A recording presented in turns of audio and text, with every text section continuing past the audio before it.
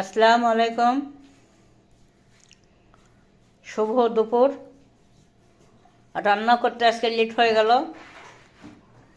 আপনারা কে কে কোথা থেকে দেখছেন? মুরগি নতুন আলু দিয়ে ঝোল করেছি দুপুরের জন্য।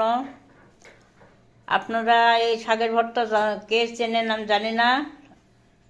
আলুর শাক আর কি এটা বলে।